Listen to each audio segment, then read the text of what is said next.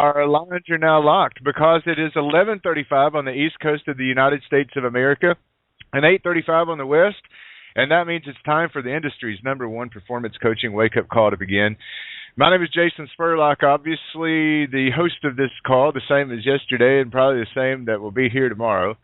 And I'm absolutely delighted that you have chosen to invest the first 25 minutes of your home business workday here on this call because we surround ourselves with entrepreneurs from around the world who are desiring better joy, more joy, and better productivity and engagement in their home business workday. And we do this through an immersive experience on these Thursday editions with some of the best coaches that the industry has ever known. And today is no exception with the creator of foodlovefreedom.com, Athene Farmas, is our special guest on our call.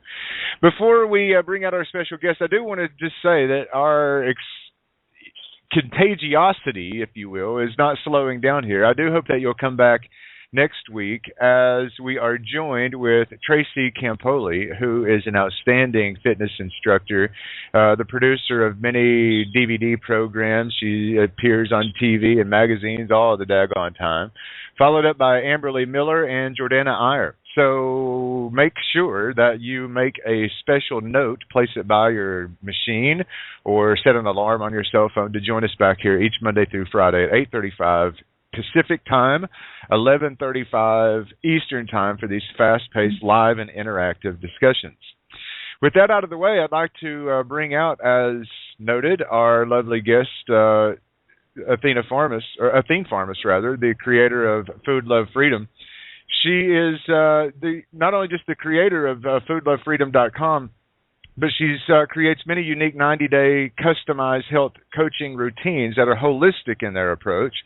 And we're going to get into a great deal of discussion about that, where she has specific food areas, if you will, and they're rather counterintuitive. But by paying attention to these different food areas, you create not just a one-size-fits-all diet plan to help you achieve the body that you're really looking for, both physically, mentally, and emotionally. But she goes on to state that this is a customized plan for you where one person's poison or one person's pleasure or results, for example, can be another person's poison. So this is guaranteeing the body that you want by loving the one that you have right now. So she coaches to ditch the diet mentality, and she works specifically with high-level corporate CEOs and also entrepreneurs from around the world with her coaching programs and more. So with that out of the way, I'd like to bring out our very special guest from the left coast, Athene Farmas. How art thou this morning, my lovely lady? I'm doing great. It's early, but I'm so happy to be on the phone with you today. You left a comment yesterday. This is rather early for you. Well, this is a wake-up call. This is wake up and be awesome. You said at this time, this time you're still like in your meditative morning practice ritual. So thanks for joining us here. Exactly. I don't want to imply that I'm usually still in bed at this hour. It's just that I feel fortunate enough to be able to schedule my day where I usually don't, speak to anybody until after about 11 a.m. So I have the same routine.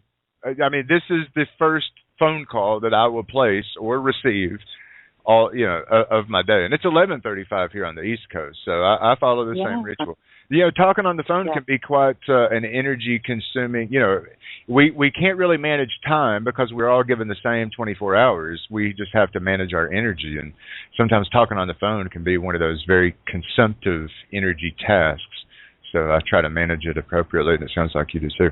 One of the first questions I always like to ask, Athene, when we have special guests like this, hopefully the edifying introduction kind of puts you on a pedestal and you agree with everything that I mentioned. However, I'd just like to get reassured that you put your pants on one leg at a time and that we can somehow relate to you and take your advice.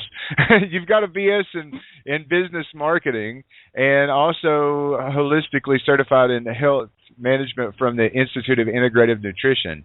And I've said before on this call, it feels like anybody who's worth their salt has certification and training from the Institute of Integrative Nutrition. But I'd like to find out in your own words a little bit about yourself. Would you mind telling us a little bit about your story, where you came from, and how you got here today? Absolutely. Sure.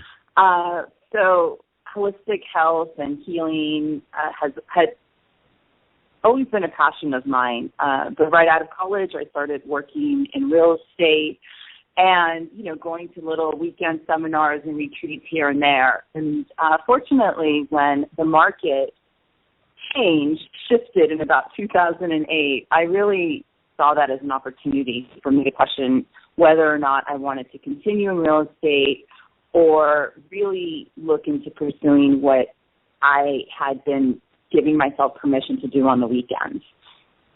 So, I started exploring, and it wasn't until a couple years later that I discovered the Institute of Integrative Nutrition.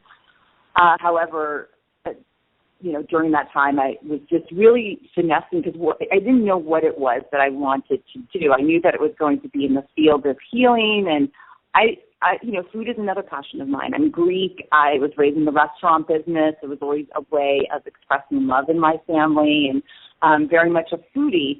So for me, the combination of food and healing together is it's just the perfect combination for me. And when I found out about the Institute of Integrative Nutrition, I remember that day very clearly because I found out about it to a graduate that was a new friend, and she explained to me what she was going to be doing, and I just started to get tears because I just, it so resonated with me.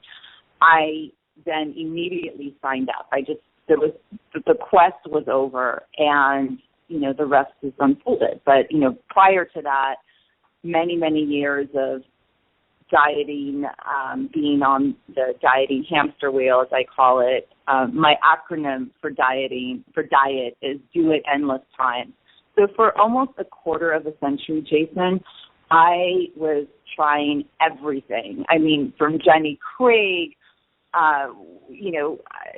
the Weight Watchers, any kind of weird shake, anything that I would hear, whatever was the latest trend. It didn't matter what it involved. I would try. I mean, I was just on this quest. And, really, I was yo-yo up and down for, almost 25 years until I really learned how to eat in a way that nourishes me and really learn about individually and uniquely what serves me best. And that was, and that's really what I facilitate for clients. I'm there to share the broad strokes of good health. Of course, there's the broad strokes that apply to you and I, and eating organically and eating as whole foods as much as possible. And yet the slight distinctions within that is determined through a process of, many different steps. So when you say do it endless times as an acronym for diet, I mean your yo-yo ritual, your on again, off again routine started when you were about age 11, right? Right. And this Correct. continued for you for about 17 years. You finally saw a doctor that used a holistic food coach to kind of follow, keep in touch with you outside of the doctor's office, and this was rather transformative in the results that you received. And today you try to incorporate a lot of this type of follow-up with your own patients. And specifically, I noticed that the coaching program that you have with men and entrepreneurs is we go to the doctor, for example, and we're prescribed pills, medications to mask symptoms, et cetera, but there's no real cure involved. And obviously no one wants to take a handful of medications every single day, and food is the best medicine, of course, so you work alongside men and women over the long term to kind of customize health plans outside of the doctor's office who have already been prescribed medications, right?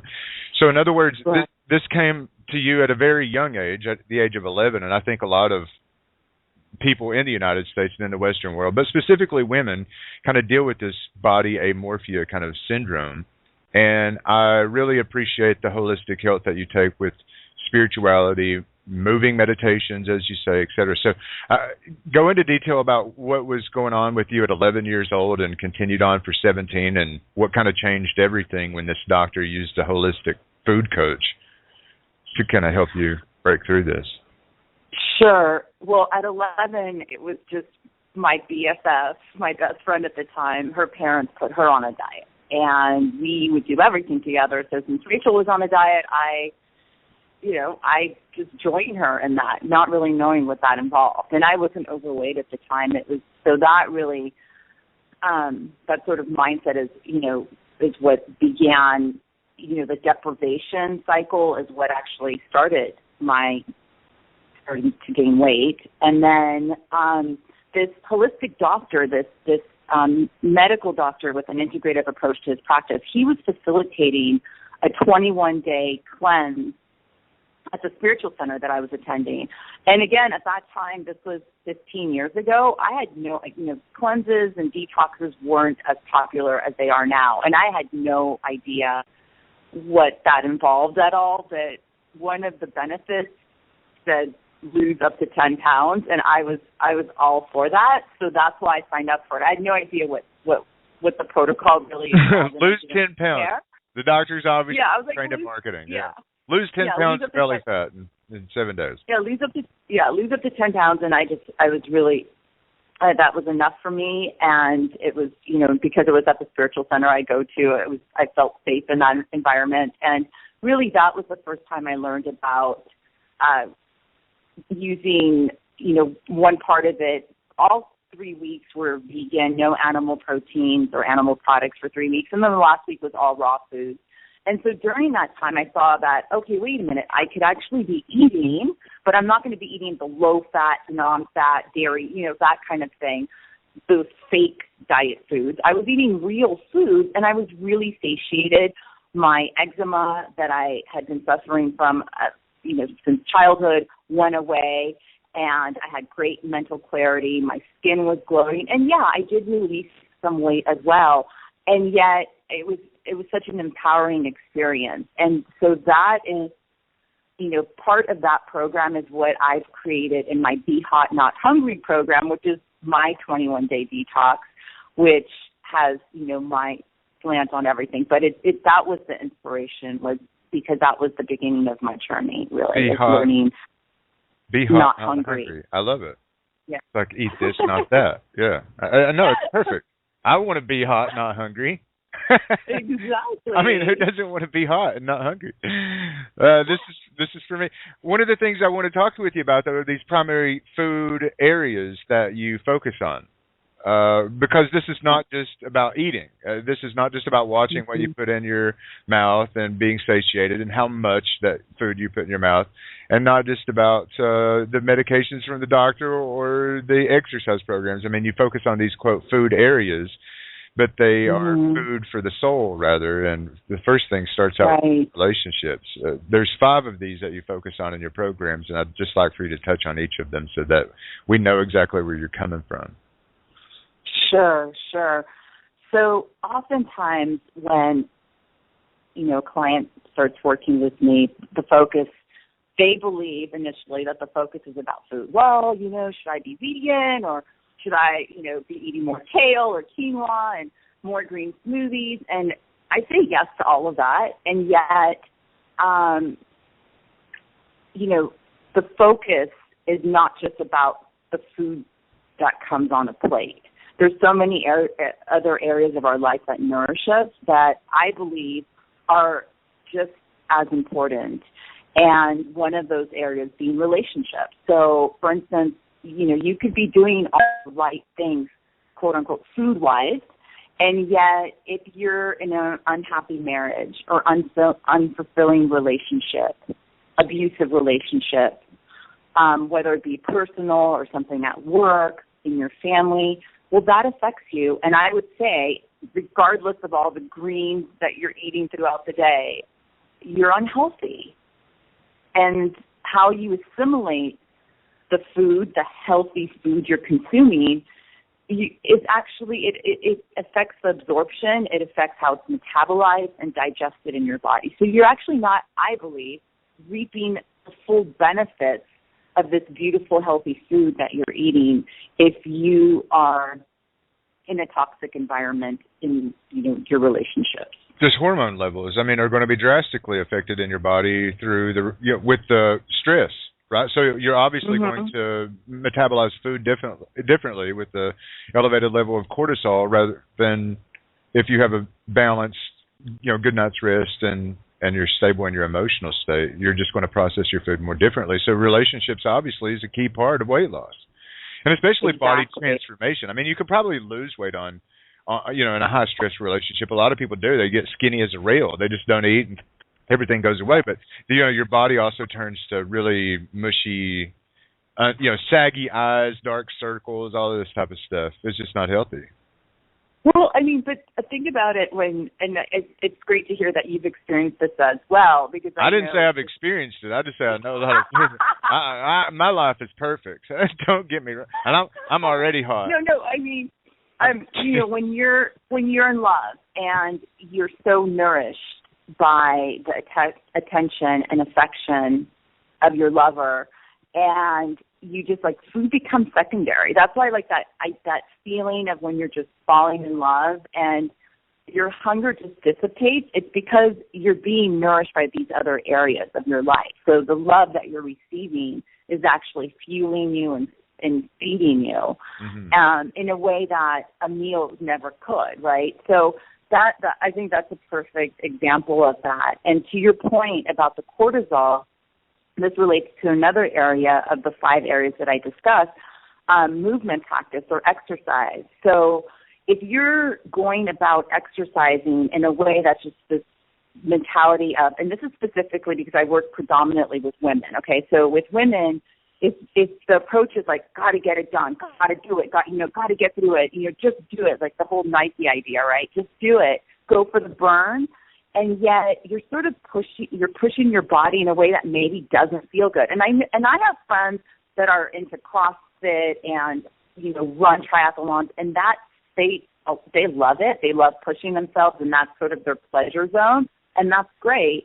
However, if you are not enjoying it and you're just kind of doing it because you've got to get your cardio in, and you've got to your body actually perceives it as a stress. So even though, again, you're doing something quote unquote good for your body, you're doing something healthy, you're working out, but yet if your body is, it's perceiving it as a stress. So what's interesting is that if here you are working out at the gym and pushing yourself, and yet your body, if it perceives it as a stress, then what it does, cortisol shows up in the body as a layer of belly fat. So you're trying to burn away that belly fat. You're trying to get a flatter belly, and yet, the cortisol is producing this layer of belly fat, which is all hormone-induced. So really managing the stress and just noticing what is how are you feeling in your body? How are you feeling about working out? Are you choosing something that's actually pleasurable for you? And, even if it's just, what I prescribe to my clients is to do at least 20 minutes of movement practice a day, and whatever that looks like for them. And sometimes I just say, even if that means you're just getting on the floor and lying down and stretching slowly for 20 minutes and just really getting into your body, that has so many benefits. Or just sitting there and breathing and stretching and really getting into a particular state of calmness and presence. Really, it's so different, and yet, I have seen many women lose weight on this protocol, and they're working out less, and it's sort of crazy to them. I understand, I used to run, 10 miles, and and yes, it's just paying attention to your own body and what the message is, instead of pushing it. And I think this is fantastic, the way that you approach this. Tony Robbins has been saying this for years, that your emotionality determines your physiology. And, everything that's going on inside of your body is just predetermined by the way that you feel. And so just going into your workout with a higher level of whether you might say pleasure or sensuality, getting in touch with how you feel, or being going into this positively instead of negatively, it's really going to determine the outcomes that you have even in your workout routines and in your weight loss and the way that your body looks. Which is it kind of feels like common sense, but it's certainly not common practice of what we do. I mean, if you go into a workout dreading it, you're just not going to get the same benefit or the result as someone who really goes into it pumped up and ready to rock. Speaking, and you briefly mentioned this is you mentioned the word pleasure, but on your website you use the word sensuality, and I think a lot of times people might have a sexual connotation with either sensuality or pleasure, but that's not the case at all. Your website, for example, is Food, Love, Freedom, but this was kind of made popular with pleasure, and Eat, Pray, Love in the movie. And so I'm always interested in talking about this. And as we come up against the top of the hour, there's a follow-up question I want to ask you first. But first off, on this sensuality with the connection with our body, with our food, in order to have a transformational kind of health, weight loss, and even live our days with more energy. Sensuality. Mm-hmm. Right. Thank you for bringing that up. That's one of the other areas of the 5 areas is the area of sensuality. And what I mean by that is, areas of our life that bring us pleasure. And oftentimes we think of, what happens, behind bedroom doors. And really it's being connected to, your pleasure zone. And for instance, I give this as an example because it's so clear. My mom loves gardening. She will get out there and on her knees, digging, planting. She loves it. Vegetables, flowers. That's her thing. Who could not love gardening? Are you saying your mom loves gardening? Do you not love gardening? Gardening is like the best meditative experience ever. I love gardening. You know what? For me, gardening is a perfectly great way to ruin my manicure. But what I love is that my mom is so clear, that's her pleasure zone, So oftentimes, if she doesn't have time to get into the garden, if there's a week where she's just busy doing things or she's running around with a grandkid, whatever it is, and she can't get her time in the garden, she's not as nice, and sometimes perhaps people may use food as a crutch or a way to soothe or bring that pleasure. So food is the quickest way that we can get this hit of pleasure, and usually in the form of chocolate or something sweet, right? It's like a drug. It's like we get it immediately. So if we fill our lives with more pleasure, more sensuality, being in our bodies, getting connected to the feelings, because instead of eating our feelings, we're actually feeling them, then that's a whole paradigm shift as well when it comes to releasing weight, is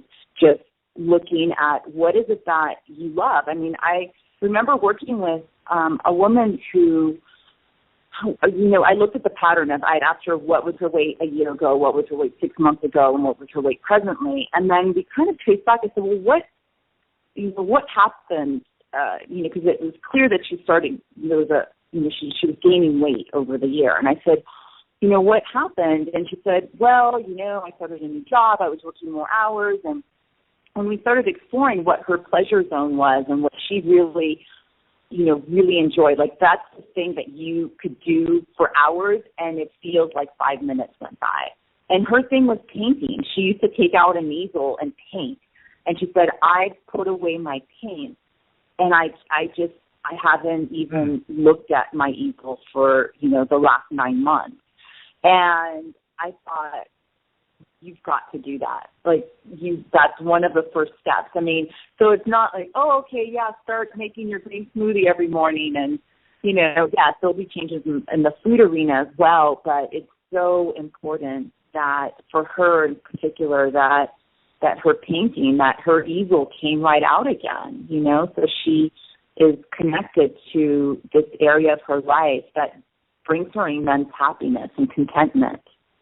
I love that. And I think when we look at the Parisian and the French culture and the Italian culture, these people eat what we would see in our diet is these people eat like hogs. I mean, they're drinking wine and cheese and this bread. But yet pleasure and sensuality is so embedded into the culture that you just don't see very many fat French people or fat Italians. And we were questioning, why is this? Why is this? And Nathaniel Branden came out with this idea first a long time ago where he says, pleasure in and of itself is a cornerstone to not only a high level of self-esteem, but body physiology. And I find it fascinating that you bring that up in your work, simply because, people will find solace. I mean, this sounds like an amazing treatment for losing weight, right? People will find solace knowing that if you find pleasure reading a book, or cross-stitching, it can help you lose weight. And it sounds so counterintuitive, but when it comes to just having balanced emotionalities and even spiritualities and just a connectedness with the present now, doing what you enjoy, it can be transformative in the way that our bodies process and metabolize and rebuild themselves in a very healthy way. Absolutely. So absolutely. I just appreciate you bringing that up in your work. Thank you. I mean, food is, how we consume our food, how we take in our meals, bringing that level of awareness and presence really, again, transforms everything. And if you think about it, Jason, our food this is the most intimate relationship that we have in our lives. This should be. I think of it as, we are becoming one with food every day. And so, you may not know whether you are having sex every single day. And to bring, that level of gratitude, for, the farmers that have sowed the food for you. If you don't have if you're not making, I know you have your own lovely garden, as you shared with me, but not everybody has that benefit. So really, giving. You should have a garden, Athene. You should have a garden. I live in the big city. Anybody can grow tomatoes, peppers, herbs, spices. Anybody can do this. Okay, when you come to LA, you have to set me up with a garden. I don't have to set it up. You're fully capable. You're an adult. You're fully capable of growing tomatoes. Okay. Everybody should do this. You just can't get anything better. It's a great meditative practice, and you want to experience sensuality and pleasure and a connectedness with your food, grow it your own damn self, and then watch it grow. Pick that sucker, and you're cutting it up, and you're like, this is beautiful. This is the best tasting tomato I've ever had in my life. Grow. I have to say, when you shared with me the dinner that you had when we were, getting ready for this call, and I was so impressed. And I have to say, for me, it's a bit of a turn on when I love it when people are in their food, And I told you, I said, you're going to have to describe to me, because you said, this is all from my garden. I'm like, okay, I want a description. There was no way we could have talked about this interview unless you had shared with me in detail about your gorgeous homegrown dinner. I wanted to hear the details. Yeah, it's the corn. It was the melons were great that day. The cantaloupe, the watermelon, the corn. I remember there was tomatoes. Whatever. It was just it's amazing when I'm just a huge advocate. It's a great meditative experience. We live in this digital world where everybody's constantly looking down at their cell phones and at their laptops. And look, here's one of my interesting quirks, and I'm not getting too sidetracked. I've got one final question for you. But I even put my drinking water outside in the sun and on the ground for 24 hours before I'll bring it into the house. You talk about a connection with your food and a connection with your water and this intimacy. I let her get solar energized and balanced with the sun and the earth before I put it in my body. Isn't that weird? No, that's so beautiful. Yeah, I mean, it comes from millions of miles of metal pipes from waste treatment. Who the hell knows where this water comes from? And it could come out of a bottle. If you look on the bottle, it'll say processed from municipal facilities in Arkansas, blah, blah, blah, blah, and been treated with reverse osmosis. Well, all right, now let's rebalance the energy with some sun and some earth grounding, if you will. It's kind of a weird thing. I have no proof that it does. No, I think it feels good. Beautiful. It's beautiful. Dr. Emoto did all the studies with water, and I know that it's transforming absolutely your practice of having the solar energy, infuse it with its love. Absolutely is transforming the qualities of the water. I'm weird with water and gardens, man. Hey, look, that sunlight that fell from the sky with the, the rainwater. It makes this beautiful garden grow, and it'll probably make me grow beautifully and never die. We all just, if you go ask Google what's the secret of life, and it'll tell you to live forever, and that's good, healthy water and a good, clean garden. No, hey, listen. Yeah. One of the so we're at the top of the hour. We're getting a little bit long here. I always like to ask people like the takeaway. Give us a top 3 on how to apply your good juju into our life, and tell us how to find out more about you online. And then I've got one little bonus content question for the people who want to stick around a few minutes to kind of ask. But anyway, so top 3, how can we wake up and be more awesome with paying attention to a holistic balance of these food areas of our life and even the food that we put in our mouth?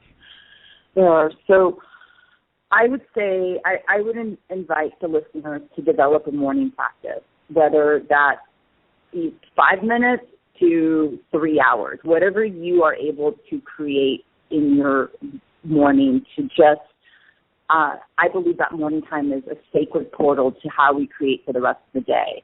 So I like the idea of speaking to God before I speak to anybody else. That's just me, whatever you want to call it, universe, or just having a connection with your higher self in the morning, and that changes the tone for the rest of the day. So the more that you could actually read something inspiring in the morning, or meditate for 3 minutes, or write a gratitude list. So much to be grateful for. If you're waking up and you're able to see and you have legs that walk, and so much to be grateful for that we take for granted, for the mobility of our body. So just starting that morning routine, a morning practice, and expanding into that as much as possible, but really making that a practice. That's number 1. 2, for instance, what you do with the water, bringing that awareness again and gratitude before you take the first bite of your meal. Take 3 deep breaths. Let go of everything that came before the meal. Put away the digital distractions and just take 3 deep breaths. If you want, bless your food. It changes the quality of the food. It changes how you metabolize your meal. It optimizes your digestion. And thirdly, I would say, look at what is it that you love doing, and when was the last time you did it? Infuse your life, make room in your life for the things that you love, and the food story and everything else sort of falls into place. But I would say those are my 3 top. And everything that you do is at a much higher level. You enjoy the psychology of completion and the psychology of just balance, and also a bit of winning. Just make room for the things that you love. Yeah, I really admire that. So the website is foodlovefreedom.com, foodlovefreedom.com. You can also find Athene on Facebook, like her page, just like I did. Food Love Freedom is her Facebook fan page. Lots of great content on there. There was like clear water, black water. I have no idea what was in these bottles. Personally, I think Whole Foods is just starting to troll us all. I noticed a bottle of water at Whole Foods the other day, Athene, and they put 3 sticks of asparagus in a bottle of water, and we're charging $6 a pint. Good Lord. Oh, wow. I'm in the wrong market. I needed to start selling asparagus water for $6 a bottle. I mean, this has got to be the most expensive water on the planet. Like, Jesus. Anyway, I digress a little bit. But Food Love Freedom. Hopefully she won't have pictures of asparagus-infused water on her blog, but she does have an interesting discussion about black water, which I found interesting, and quinoa and kale and all of this good stuff, but also all of this psychology of balance. Hey, Athene, you're a great coach, and there's some bonus content. We've only had 2 people out of, I forget like what total was, but only 2 people have like dropped this call. So hopefully that means that they're getting some value out of the discussion and that it's immersive and giving them good juju throughout their day. I have a bonus question of something that I've been kind of researching and putting together a bunch of my own creative energy into and working hard on. And that is this word of freedom and this emotionality, this aspect of freedom. And I'm putting you on the spot here, and this is totally off topic from what you're kind of versed in, but what you live every single day as a coach. Tell us, I want a stories, because there's a lot of aspiring entrepreneurs here, solopreneurs. We work from home. Some of us have been doing this for years, like myself, and made some money. Others have plateaued at maybe $50,000, $60,000, $100,000 a year, and some people haven't made a dime yet, and we're still spending money in our business before we are expecting the promise of return. What is this one story of your career, going from real estate and a bachelor's of marketing, integrative institute of nutrition, etc.? What is the story of freedom and these experiences, these memories, or just whenever we find ourselves in a situation or one of these moments throughout a daily life, we have this epiphany and a smile comes across our face and we go, aha. You know what? I made the right decision stepping out and chasing what I wanted to do, even if I had no idea how I was going to do it at the time. And all of the struggles, all of the obstacles, I'm on the right path.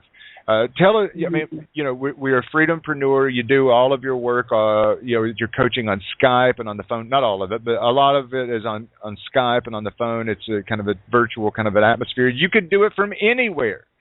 You can take clients from anywhere, and we could do this, run our business from anywhere. Tell us one of the stories about freedom that you've kind of experienced in, you know, your recent daily kind of epiphanies. But then give us the, you know, why. In other words, that purpose of why you do this and how you do it and kind of what you do. I'm just take 2 minutes, if you will, and just kind of expand on that topic, since it's been so deep to me over the past week, and I feel like a lot of people would appreciate hearing it come from you as well.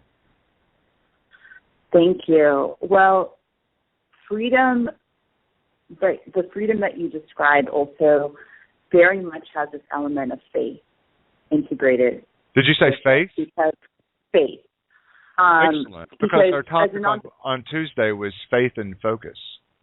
Oh, really? Okay. Yeah. Well, I think that particularly as entrepreneurs, you know, like you said, you're investing in your business all the time, and sometimes you don't immediately see the return on the investment, right? And you're hiring coaches and left and right and doing all these programs, and yet I believe, you know, cultivating the mindset, having the faith that your vision for what you came here to do, you were born for a purpose, and really keeping to that vision on a daily basis, and perhaps using that morning practice time to spend 8 minutes visualizing. And I'm not talking meditating. Visualizing is what I'm describing is a very active practice where you are feeling, you are seeing in your mind's eye everything that you are bringing forth, even though it has not come in the visible form.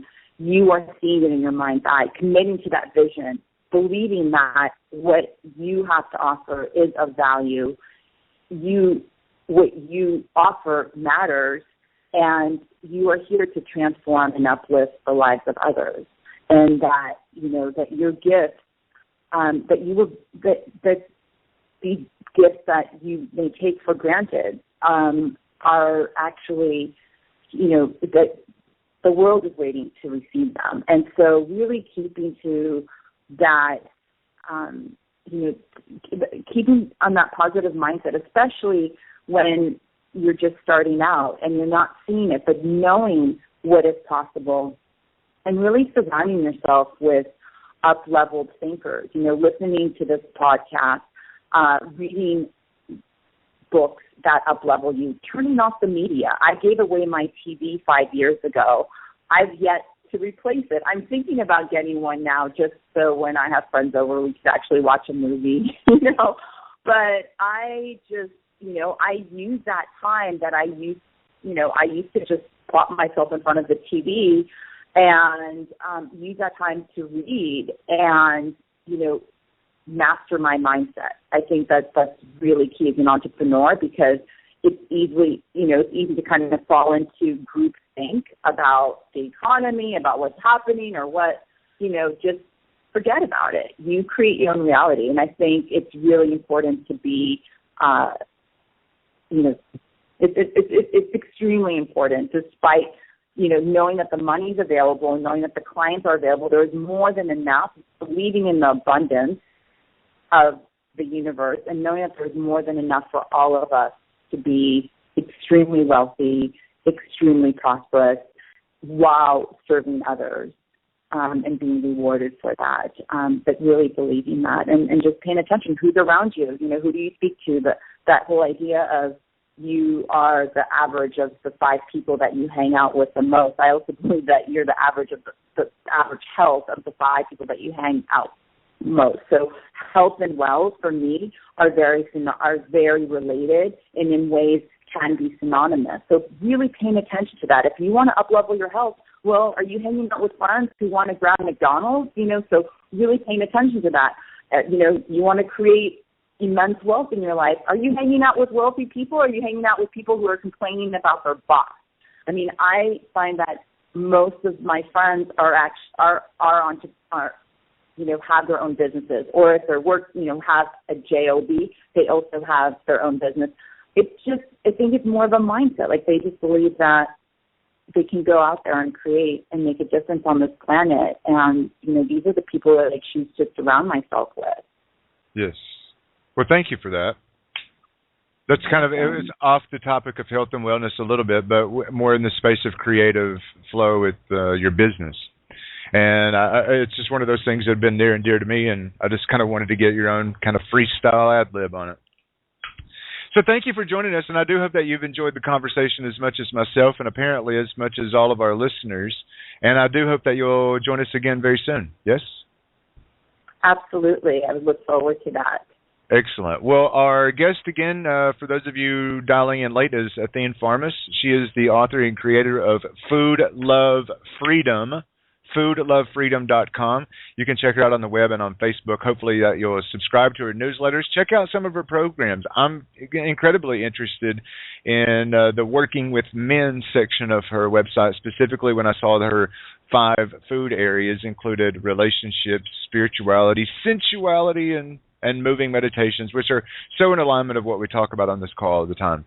So just a quick housekeeping note, no wake-up call tomorrow. It is the beginning of our home business weekend, so we just do the 4-day week around here, Monday through Thursday. But I do hope that you'll join us again, same bat time, same bat channel on Monday. And for now, and for Athene Farmas of foodlovefreedom.com, this call, my friends, it is a wrap. Make it a great day. Bye for now.